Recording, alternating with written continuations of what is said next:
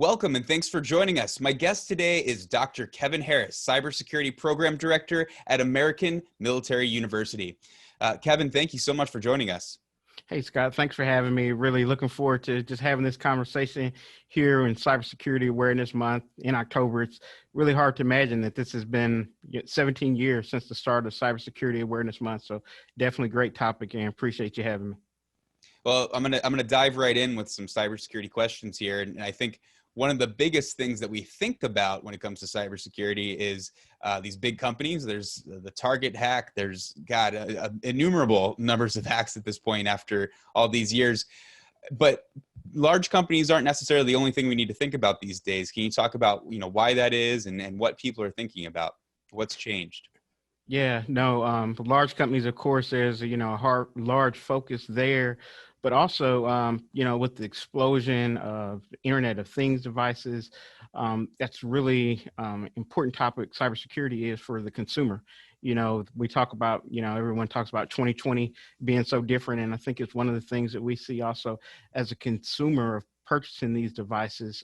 We've got so many devices in our home. I was talking with another colleague recently, and he's in the cybersecurity space. So he was doing a scan of his home network, and he said he found close to 30 devices, and he was under the impression that something was wrong. But then when he investigated all these devices, they actually were 30 devices that he had connected wirelessly in his network.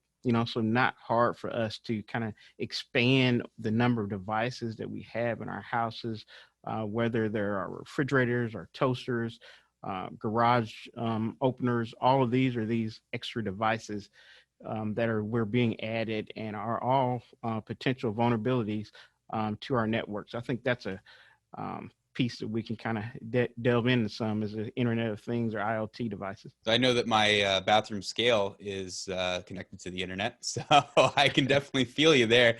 I guess the question is, though, is that all of these different disaggregated different sorts of things connected to the internet, who's in charge of making sure that they can make it that they're safe, right? So who is it? The refrigerator company? Is it the FCC? Is it you personally? How do we make sure that each one's safe and who's responsible for it? Well, I think the first thing is just us as a user being aware of the vulnerabilities and the fact that our data is out there. If we think about it, most of the time if we're renting a car, we're concerned with the insurance on a vehicle, what's our liability there. But now are we looking at that rental agreement and saying, what happens with this data if I sync my phone? Who owns that?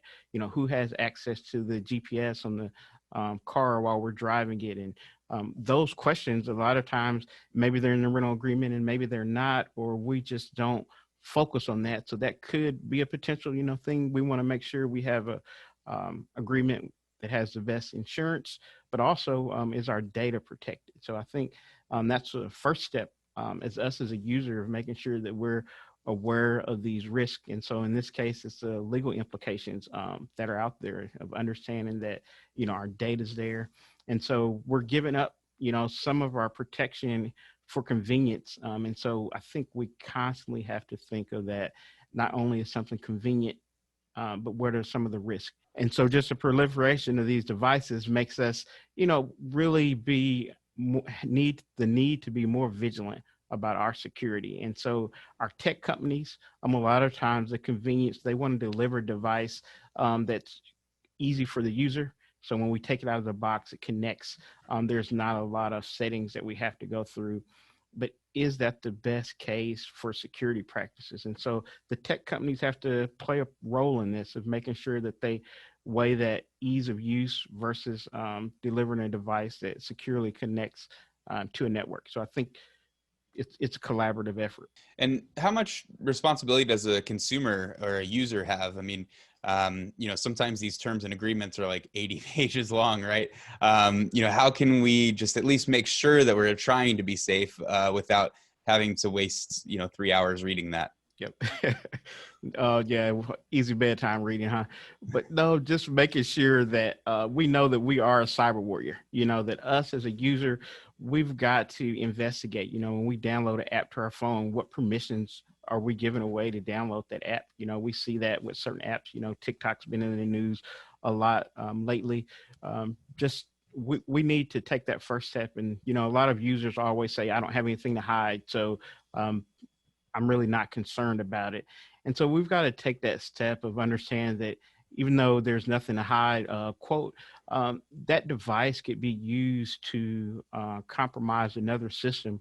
We kind of saw that recently as Microsoft prevented an attack using the trick botnet that they identified potential use of ransomware. And so that was, they had to work collaboratively. You talk about whose responsibility was it? So Microsoft had to work with telecoms across the world to stop this, along with different agencies such as the U.S. Cyber Command. So there you see a private company had to reach out to global partners as well as government agencies to stop a potential hack from happening. This gets a little bit into the future, but also even to now. You know, I know that there's some people who have pacemakers or things like that. Those are connected to the internet. You know, how does that, the health implications of this, got to move into the cybersecurity, especially now in this world of COVID, where you know, that might have some sort of you know, implication as well. Yeah. So you see some of these devices, such as the pacemakers and other implantable devices, really can move an individual's treatment from needing to be inside of a medical facility for them being able to go home and spend time with their family, return to work, but still remain under that kind of watchful eye of a medical professional. So it's great, again, convenience, and in this case, kind of really can improve someone's quality of life. But again, it is a vulnerability. And in this case, if vulnerabilities aren't addressed properly, it could be life, you know, threatening. So it's something that these companies and the user also needs to be aware of. You know, that so if there is a vulnerability addressed, that they are getting that system patched or that vulnerability, fixed. So these are all things that, you know, in the medical field are important. Wearable devices, you know, a lot of our different, whether they're wearable, we've got watches and rings now, also can capture our health data. And so where's that information stored? Who has access to it? Privacy concerns arise there. Is that if we are storing that information on another server or in the cloud, who has access to it? When do they have access to it? Who do they share that data with? So these are, you know, all concerns. I know, you mentioned the COVID era that we live in. These are some questions that come up with contact tracing. You know, how long is that data kept? Who has access to it? So these are just, you talk about what can we do as a user, and I think a lot of times just asking these questions so that we're really aware and that we're knowledgeable about our data, which right now, our digital self, our digital footprint is important as anything else. So we need to do what we can to protect that data. Great. And I know that that's definitely going to bleed into some of the critical infrastructure, which I think we're going to talk about after the commercial break here real quick. I'm your moderator, Scott Massioni, on Federal Insights, sponsored by American Military University on Federal News Network.